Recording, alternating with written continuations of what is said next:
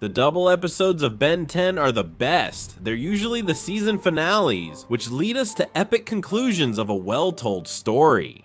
Although there are exceptions, since there are good things and bad things that stand out. So in this series of videos about season finales, we'll try to find out which are the best season finales.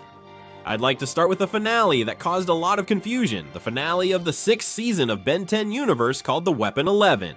And I'll show you the good and the bad of the finale of the 6th season of Ben 10 universe called The Weapon 11. The plot centers on Kevin and an event from the past that has come back to reclaim what belongs to them. Kevin will have the difficult task of facing the Rooters, a special unit, plumbers, who are like the FBI of the alien world. The plot is good because they try to focus on a character besides Ben 10. The bad thing about all this is that they don't succeed. Halfway through the first episode, they forget about this and choose to complicate the plot in a very absurd way, since Kevin's main objective was to destroy the neuromatrix of the main villain, who had the young plumbers under his control. He would have freed the assistants earlier, but he needed Cervantes and the amalgams together to do it. I didn't plan for you to show up and complicate everything, as always. If we analyze all of this a bit, it could have been done from the beginning, but Kevin didn't want it that way. Ben had taken care of all the Rooters except for Cervantes. Kevin had the chance to do the same thing he did at the end, but he couldn't do it because of the plot's convenience. As for the characters, we have some characters packed with references, like Alan. Hi Alan, long time no see. What do you want, Kevin? The last time I saw you, you absorbed my power, yes. This refers back to the ultimate alien saga in the episode Absolute Power, where Kevin went as far as draining all of Alan's powers, something he still hasn't forgotten.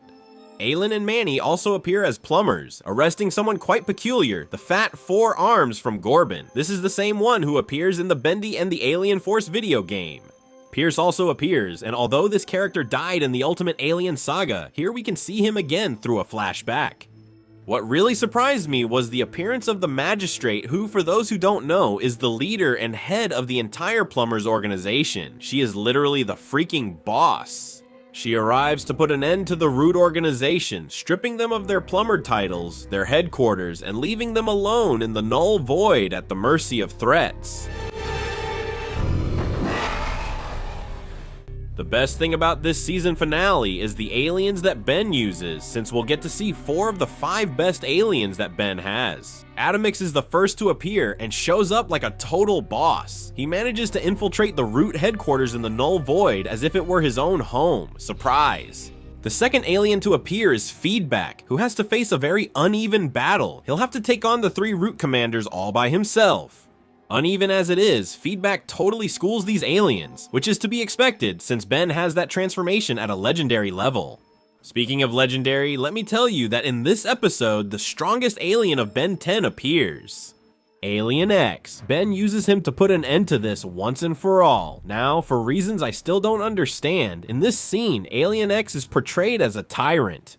Or rather, he's portrayed as a child with the power of a god. Ben forces the Root commanders and the young plumbers who are under Cervantes' control to attack each other. This is the worst part of the episode, since there are actions that feel extremely forced, but we'll talk about that later, because Hawk, Scarabola, and Goodrod appeared in this episode. Scarabola was smart and powerful enough to defeat one of these really bad guys. Meanwhile, Goodrod was the key, generating a pheromone that attracted these aliens. They would be led toward the Root's base to try to destroy them. The one who would star in one of the best fights would be the evolution of Swamp Fire. He would face one of the new mutations of Kevin 11. The great thing about this episode is that they introduce us to 2 new mutations of Kevin 11. One of them is done in the past with the new aliens that Ben had unlocked. Among them, we have to highlight Cannonball, Wildvine, Mummy, Frankenstein, Frankenstrike, Eye Guy, Ditto, Way Big, and Water Hazard. This is one of the best mutations since the DNA of Dokastar is leading everything. The second mutation mainly features the aliens from Ben 10 universe. Among them, we can highlight Blocks, Gravitack, Crash Hopper, Feedback, Astrodactyl, Bullfrag, and Pesky Dust. The good thing about all this is that the power levels are respected. Since Kevin is a mutation with the new Ben aliens, it was more than obvious that he would beat Swampfire. This alien couldn't do much damage to Kevin, but he did leave him with a scar that would mark him for his future. As for battles, we have many. And the important thing is that from the very beginning we have very interesting battles, since they're facing a special agent from the Roots. His training is very noticeable in battle.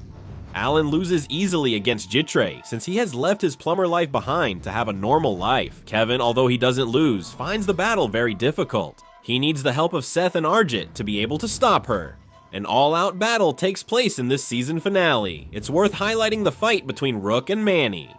A dedicated plumber, Ben's right-hand man, versus a Tetraman plumber cadet. Rook's skills with his proto-weapon are very impressive. That's why he defeats Manny easily. The good thing about all this is that Rook knows it. His humility makes him put aside his proto-weapon to keep fighting.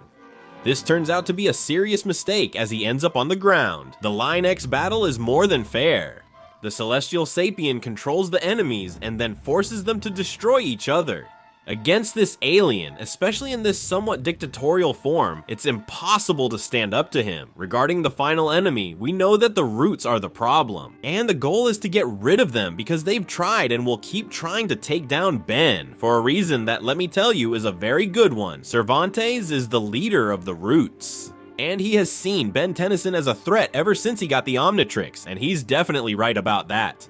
Cervantes' fears are focused on the fact that Ben, with so much power, could one day destroy the universe. So I decided to assemble a squad to kill Ben 10. The problem is that he wanted to go too far. Hey, it would have been enough just to take away the Omnitrix. Killing him is something else. And even though I like that such dark topics are touched on in Ben 10, that would never be the solution. The episode itself is very good. The problem is that it's part of a trilogy that's bad and also incomplete. Let me tell you that the main enemy of this season wouldn't be Cervantes, but Agregor, but the writers who had previously worked on Ben 10 Ultimate Alien. They thought it would be too rushed to bring a Gregor back, which was a monumental mistake, since Bill Vilgax is brought back all the time to be the final enemy. Anyway, this is one of the several season finales that Ben 10 has had. You get to choose the next season finale to be analyzed in the comments. As for me, I'd like to give a big shout out to these people. I'm Frio, and I'll see you next time. Goodbye.